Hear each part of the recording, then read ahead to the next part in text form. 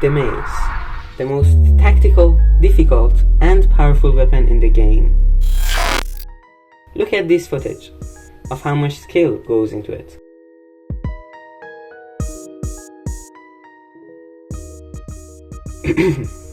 And this is me.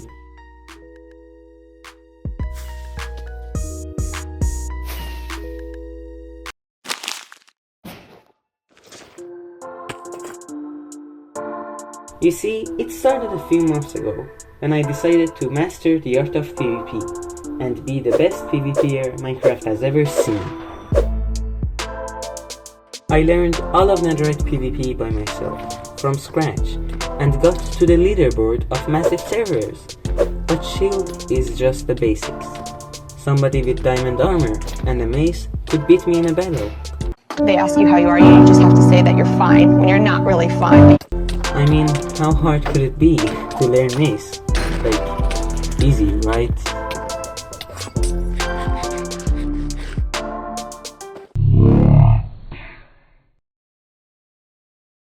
So, it turns out to be more complicated than what I thought. This is my friend Miwwad, and I think I can say he is good at mace. But you judge.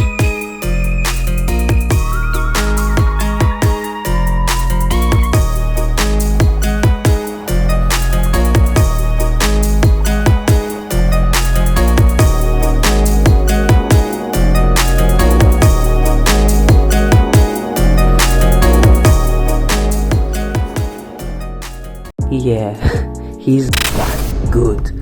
But before mastering the mace, let's learn what the mace even is.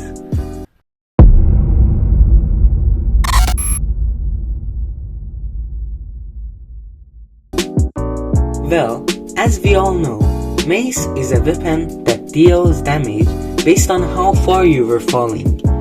It's similar to critting, but this time jumping is not enough. But mace is very strong.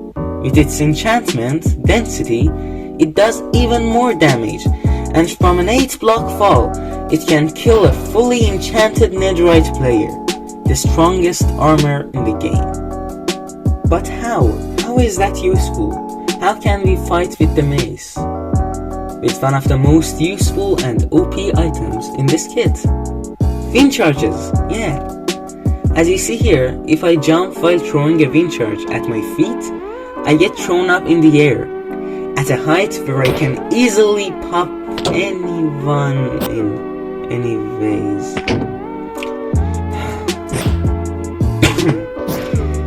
I think we need another way.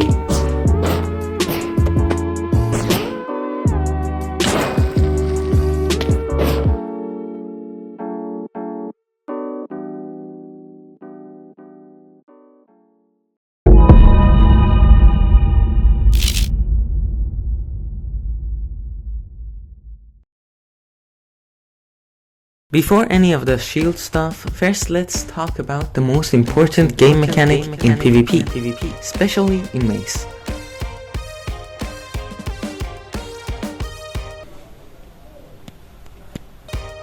As you can see in its name, with attribute swapping, we can swap the attributes of a tool to another. In this case, sword to mace. If I swap fast enough at the last second from sword to mace, I can get the sword's damage and the mace's damage multiplier. This lets me to deal a blow with even more damage, like this. So I started training.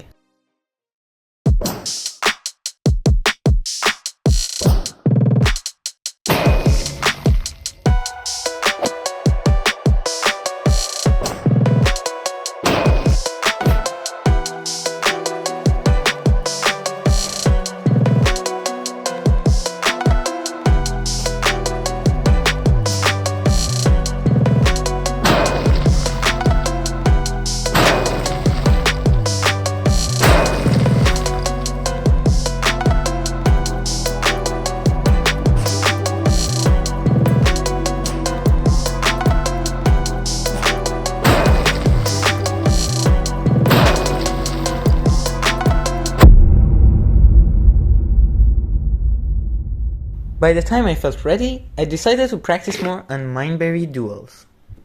So here is a montage of my best fights.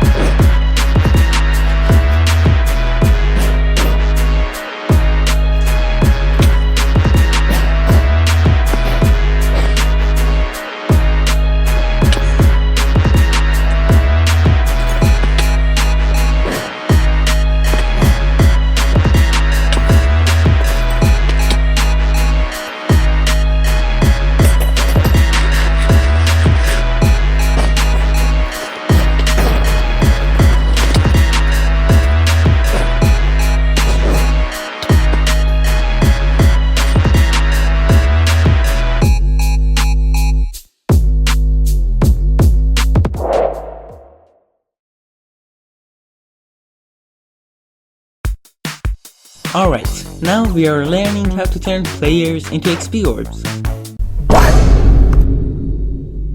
Remember how I said there are ways to counter sheep? Well, I think we are ready for the first out of 2 ways.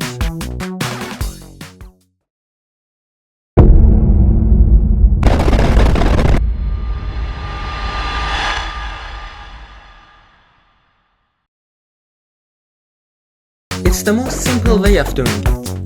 Basically, you stab your opponent from the back with a mace. That's why it's called a backstab. But the problem is that the players keep trying to face you by rotating instantly, therefore blocking your approach. Our job is to manipulate their movement until they expose their back. That sounded better in my head. So I called up my friend Arctic and decided to practice by macing him and have him rotating with the sheep. Okay.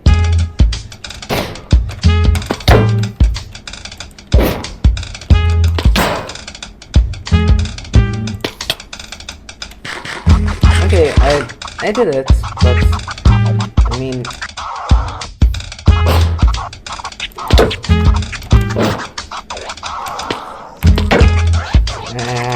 that was close.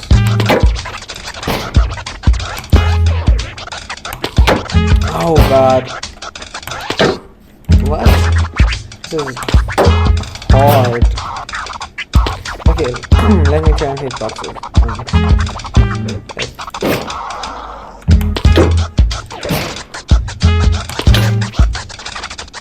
Go.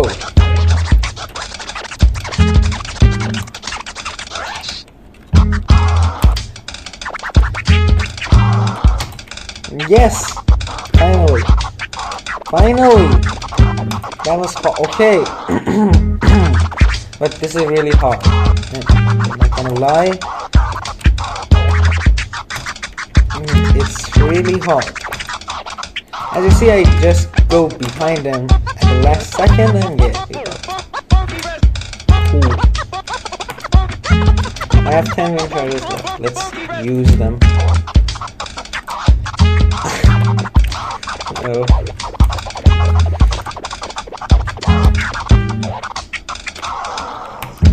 And that was amazing! The last one was amazing! Yeah, it's that easy. You just jump.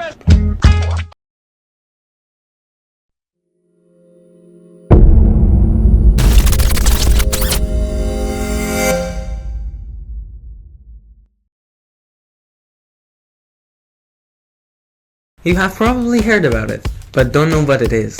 You see, there are 3 mace exclusive enchants: Density, Windburst, and Breach.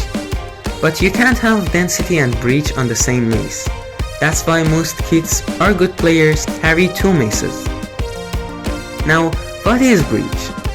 A mace with Breach ignores armor when dealing damage.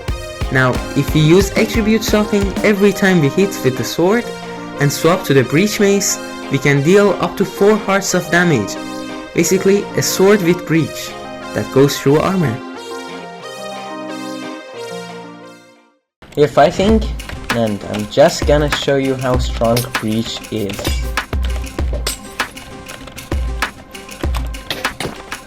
It's like...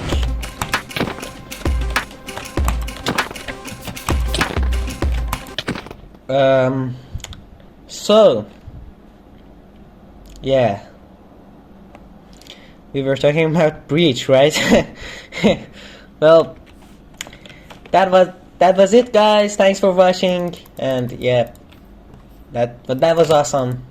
Oh, and surprise! I had diamond armor. Yeah.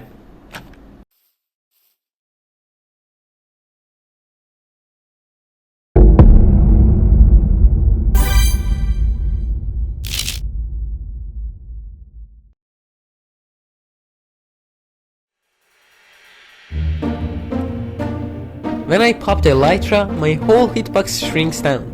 I'm basically a horizontal noodle in the sky. That smaller profile makes me way harder to tag midair. But that's not it. You may think the hitbox is in the middle of the player's body while flying. But it is at the feet. That's why it helps to have hitboxes on during fights.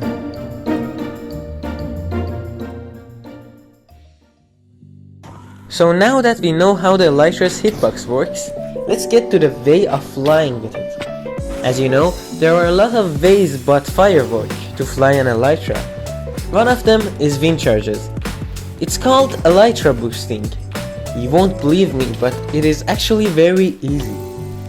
When you feel your momentum is ending, you get close to the ground, look down for a moment, and throw a wind charge, and then look back up. Now while you're doing this, you have to spam spacebar, and then you'll notice that you get an astronomical speed. But you have to do it right. It could take some practice. Okay, now one of the coolest and simplest mace techs, pearl catching. If you didn't know, most of these techniques are for getting height, because the mace needs height. Well, it's really simple. You throw a pearl, then a wind charge. If they collide, you get TP'd in the air. But easier said than done.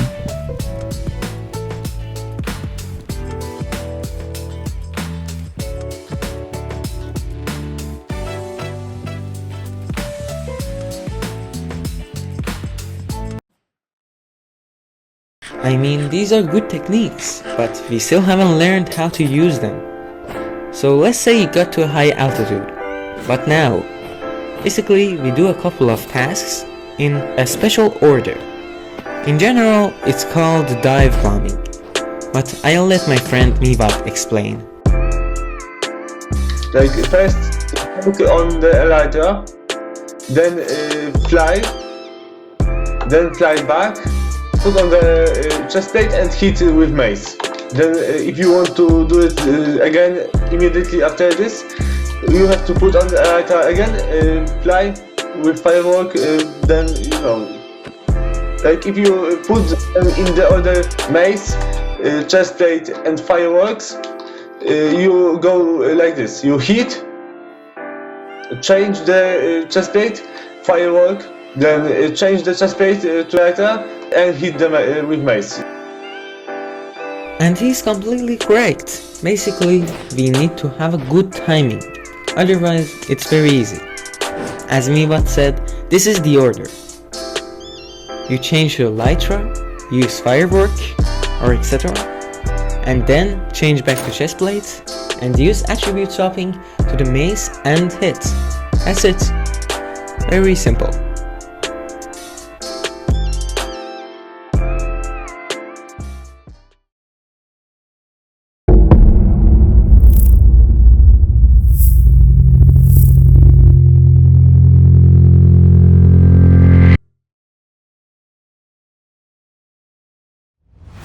I'm just gonna warn you, get yourselves ready and skip this part if you're scared of Minecraft techniques that are very, really extremely, immensely, colossally, obscenely hard. Yeah, welcome to stunt slamming.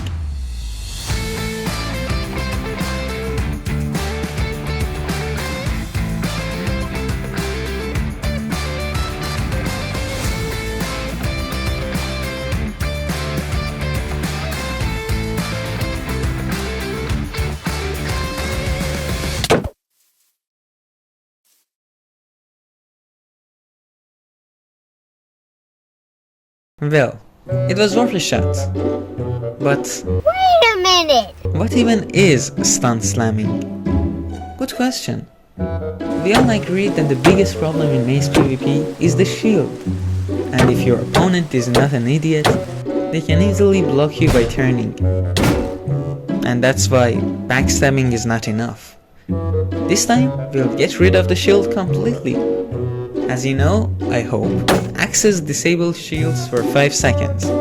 And we also learned attribute swapping earlier. Now we can do something cool. As we're falling, we will switch to the axe from the item that we were holding. And when we switch to the axe will be up for less than a second. Just enough time for us to disable the shield and switch to the mace as fast as possible and click. And all of this should happen before we even touch the ground.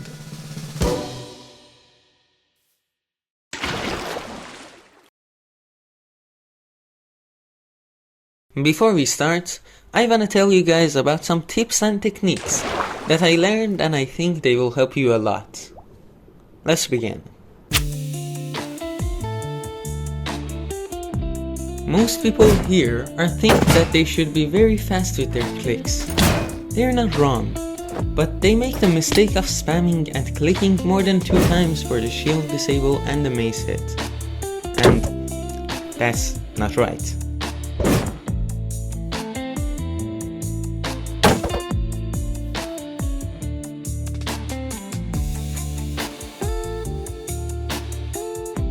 This, by far, is the most important tip from my experience. If you know exactly at what point of the fall you should disable the shield, stunt slamming will be 10,000 times easier. For myself, I would usually start too late, and by the time I was using the mace, I was already on the ground.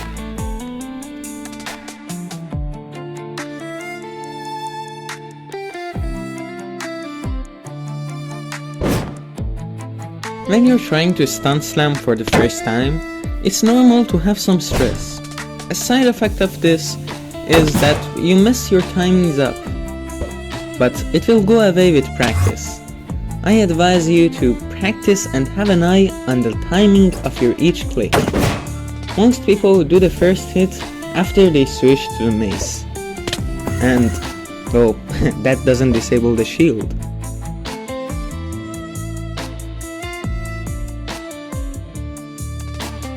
So this is a hard one. As you do the stun slamming more and more, you will realize that something is wrong. If we switch from an item to the axe or whatever, and in this case to mace afterwards, all in one tick, Minecraft will not do both of the swaps, and will go to the highest hotbar slot we switch to. Why? When Minecraft's code is checking which slot we're on, that happens every tick. It will start from the first slot all the way to the 9th. And another thing is that we can only switch once every tick. Therefore, if we do the stun slamming action too quickly, it will only go to the higher priority one. Therefore, it's better to have our axe on a higher placement than our mace. Wait. You might say, how do we even practice? We don't have alt accounts, or any friends.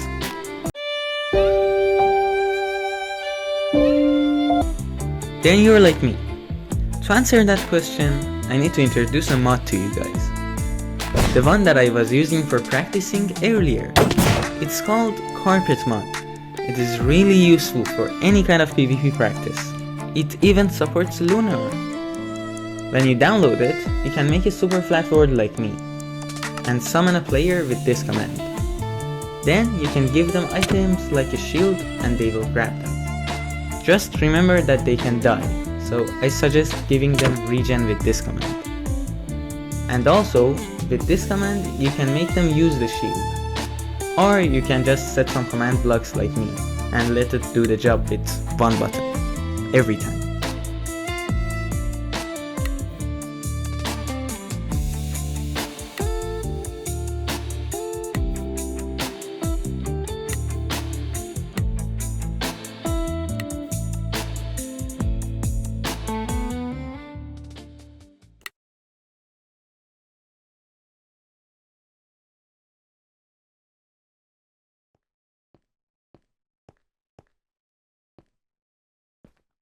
Thanks for watching. Don't forget to like and subscribe.